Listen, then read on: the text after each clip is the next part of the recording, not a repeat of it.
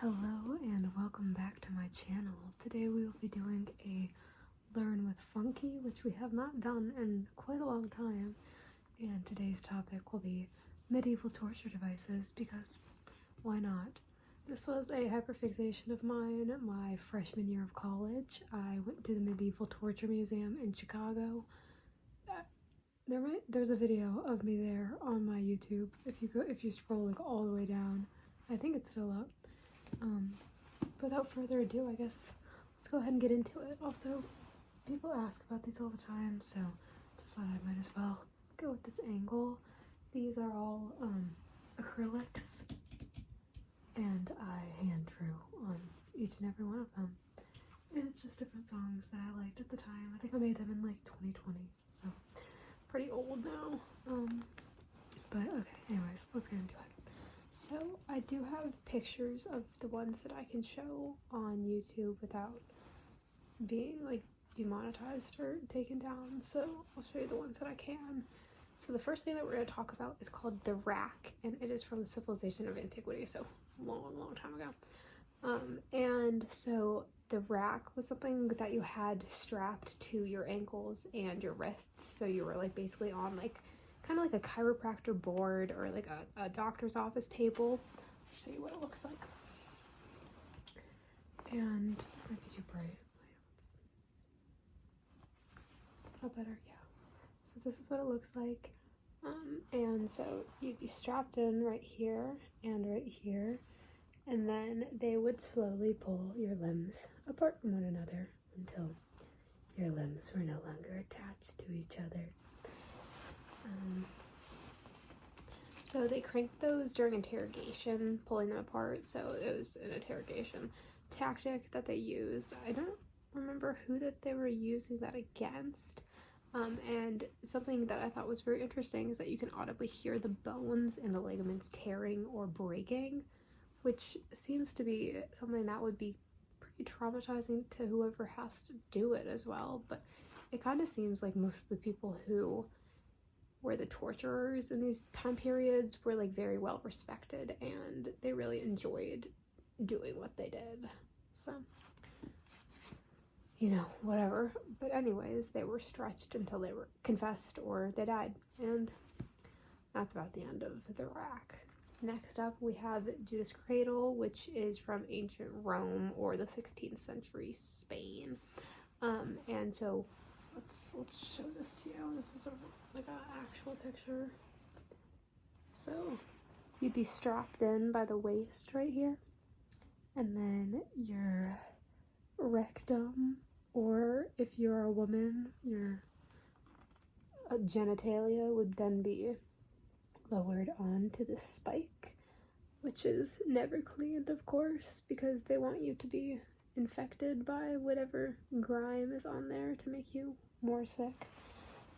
Okay, let's see what I've got written in here.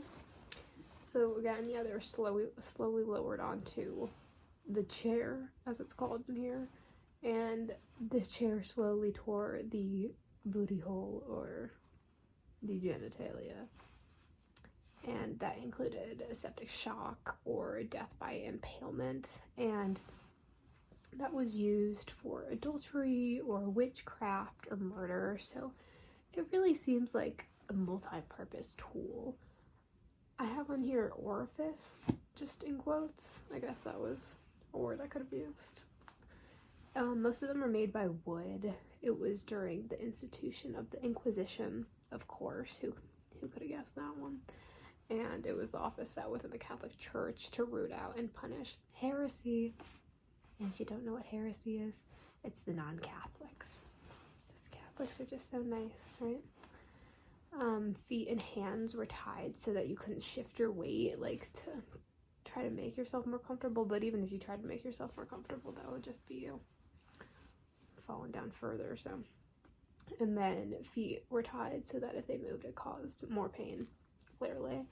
And this could last anywhere between a few hours and a few days. Sometimes weights were also added to the legs and oil to the cradle, which is the little pyramid that you sit down on, to just increase the pain, because not painful enough, you know. And it was also used on political rivals. And of course, as I mentioned, they never cleaned it on purpose, and sometimes they just sat multiple people down, or sometimes they sat people down multiple times, like they'd get them back up and down again, just cause they wanted to.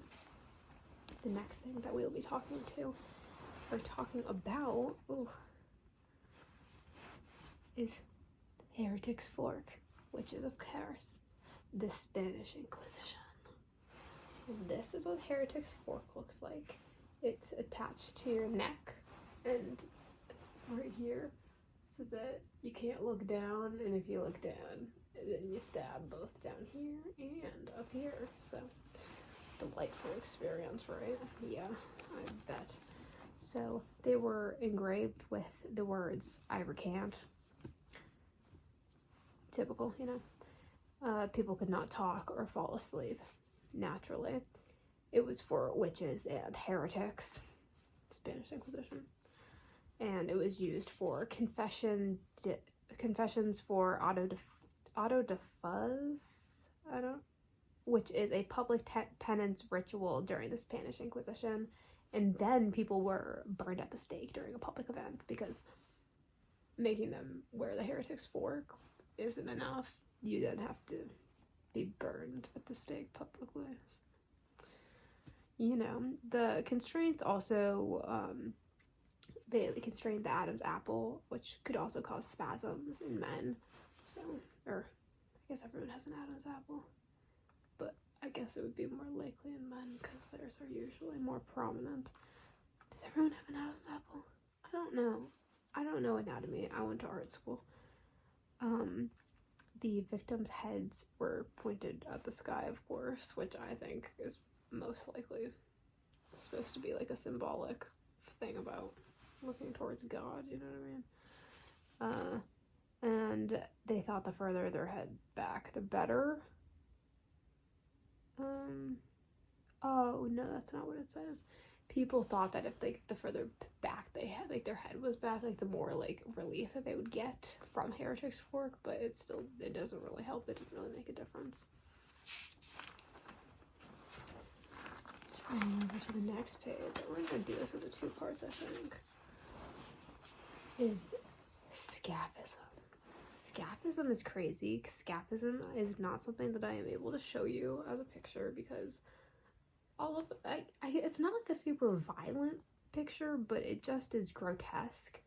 So scaphism was used by the ancient Persians, and so they would feed and cover their victims in milk and honey just to make them very sweet and like a sweet trap.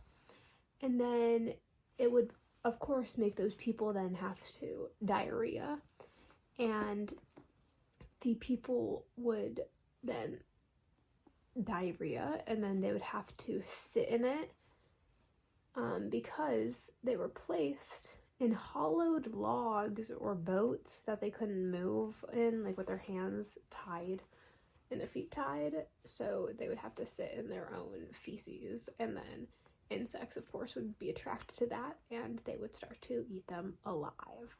So during that process, people were left in the sun with all of like their vomit and their feces, because milk and honey isn't going to make you feel good if you're sitting outside all of the time and not eating anything else. And then also the insects would then go into these people and lay eggs in them, which did not help, clearly.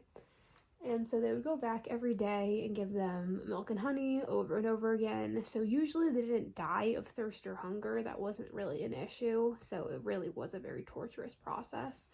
And the insects would burrow into them and they would fill their mouths. It was a very, very scary experience for these people.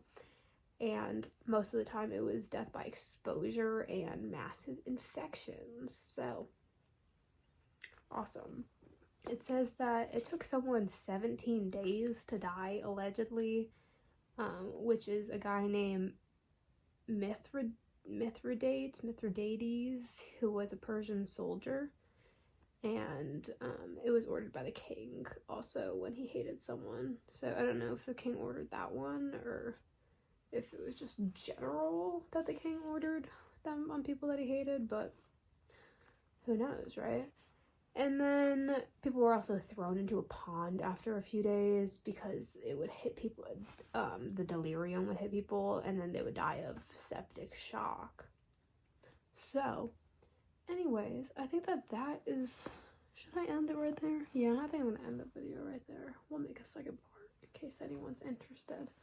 But I really hope you enjoyed learning about medieval torture devices with me, and it's really fun for me to go back in memory lane for myself and kind of relive the things that I have learned about, because this was not something I clearly didn't read this before I sat down to make this video, so it's nice to reminisce on my past. So I thank you all for being here, and I hope you all have a very lovely evening or morning or whenever you're watching.